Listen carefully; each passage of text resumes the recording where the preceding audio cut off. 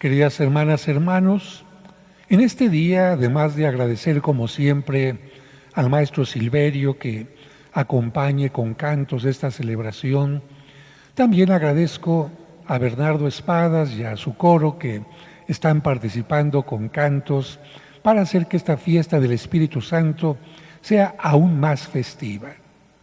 En este momento ustedes, hermanos, hermanas, están haciendo algo muy pero muy importante y ni siquiera se están dando cuenta. Algo que todos necesitamos para vivir. Están respirando. Sí, desde que les dieron la nalgada en su nacimiento para que lloraran y así aprendieran a respirar inmediatamente, desde ese momento no han dejado de hacerlo y no dejarán de hacerlo hasta que llegue el momento de su muerte. Por eso, en la Biblia, en el libro del Génesis se dice en forma poética que Dios formó al hombre del barro y después, para darle vida, sopló sobre él. Eso significa que Dios es el único autor de la vida y que de alguna manera el aire que respiramos nos lo da Él. Por eso, la palabra aire y espíritu en la Biblia es la misma. Decir Dios nos sopló aire o nos dio el espíritu sería lo mismo. Y por eso cuando morimos decimos que exhalamos nuestro último aliento y que el espíritu sale de nuestro cuerpo, que entregamos el espíritu.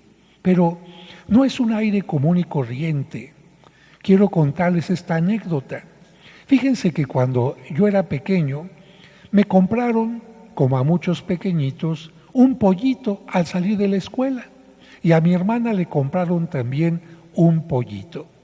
En la noche, los teníamos en una cajita, en la noche yo escuchaba que piaban y piaban y piaban, y entonces pensé, tienen frío. Y con la inocencia de un niño pequeñito, porque era muy pequeño, tomé a los dos pollitos, los metí junto conmigo en la cama, me tapé con la cobija y me quedé dormido. Antes de que amaneciera, desperté y buscando a los dos pollitos, extendí la cobija y me di cuenta que solamente uno estaba piando, porque había aplastado sin querer al otro pollito. En mi mentalidad fue esta reflexión: ¿qué le pasó al pollito? Se le salió el aire. Como en aquel tiempo me acababan de comprar también una bicicleta, porque era tiempo de Navidad, una bicicleta para los hermanos, yo recordé que aquella bicicleta tenía una bomba de aire, con la cual se inflaban las llantas cuando perdían el aire. Bien, pensando en que al pollito se le había salido el aire, fui por la bomba. Todo esto fue de madrugada, nadie se dio cuenta, solamente yo. Fui por la bomba, se la puse al pollito en el piquito y empecé a tratar de inflarlo. ¿Para qué? Para que el pollito se inflara y volviera a vivir. Lamentablemente estuve tratando de inflar y el pollito no se infló. Esa fue mi primera experiencia sobre la muerte. Nunca había experimentado lo que era la muerte y la experimenté a través de ese pollito. De hecho, esta historia me hizo escribir un cortometraje que grabé con Omar Chaparro para indicar que aunque una máquina sea conectada al cuerpo de una persona que ha muerto, esa máquina no le devuelve la vida. Podrá parecer que el cuerpo respira, podrá parecer que el corazón está latiendo, los órganos parecería que están vivos, pero en el fondo esa persona ya no está viva. Por lo tanto, no es un aire de máquina el que nos da la vida, sino es ese soplo de Dios cuando nosotros nacemos que nos permite vivir, y que cuando nosotros hagamos esto, habrá terminado nuestra existencia, ese soplo de Dios haya salido de nuestra existencia. La vida o el aire que nos da Dios no nos las puede dar una máquina, solo Él. Pero además de la vida, fuerza, aire que nos da para vivir normalmente, Dios no solo quiere darnos una vida distinta, sino que nos pide que vivamos los valores que Cristo nos enseñó. Y como esto no es fácil porque estamos tentados al mal, porque somos débiles por nuestra naturaleza humana, Dios quiere darnos una fuerza extra para que podamos hacer lo que Cristo nos pide, un aire extra, un espíritu extra. Por eso entendemos el gesto que Cristo tuvo con sus apóstoles el mismo día de la resurrección. ¿Se acuerdan qué hizo Cristo con ellos? ¿Qué escuchamos en el Evangelio? Les sopló. ¿Qué significa eso? Que Cristo estaba haciendo una nueva creación del hombre, que si Adán, el primer hombre sobre el que Dios sopló, cayó en el pecado y perdió la salvación, ahora Cristo soplaba sobre el nuevo hombre representado en los apóstoles para indicar que por ese aire, ese espíritu que surgía de Cristo resucitado, la nueva humanidad estaba destinada a vencer el pecado y la muerte, y así poder alcanzar la salvación y la vida eterna. Pero para indicar que el proceso del crecimiento espiritual en cada persona no es algo que se dé de un momento a otro, de un día para otro, sino implica un desarrollo paulatino, Cristo sopló sobre los apóstoles un primer aire, un primer espíritu incipiente que se haría más fuerte y poderoso a los 50 días de su resurrección. Un aire que, como lo hemos escuchado en la lectura, sería como un viento huracanado que transformó a los apóstoles. Así actúa Dios en nosotros. Cuando nacemos, el primer aire. A lo largo de nuestra vida, cuando recibimos al Espíritu Santo en la confirmación, en los sacramentos, ese aire nos va fortaleciendo. Ese aire nos va dando una capacidad de hacer cosas impensables y poco a poco nos va santificando. Este aire sería comparado con lo que les decía al inicio de la celebración, con la gente que ha perdido el entusiasmo por la vida, con la gente que ha perdido a un ser querido y ya no tiene ganas de vivir, con las personas que tenían un proyecto y se les vino abajo y se sienten sin ganas de continuar. Ese aire sería como un respirador que nos permite tener fuerza. Fíjense lo que pasa con el cuerpo cuando no tenemos un aire suficiente, cuando el cuerpo del ser humano ha perdido la ilusión, ha perdido el entusiasmo, ha perdido la esperanza. Vean lo que hace con su cuerpo. El ser humano camina así, ya no tiene la vista en lo alto, ya no tiene ganas de vivir.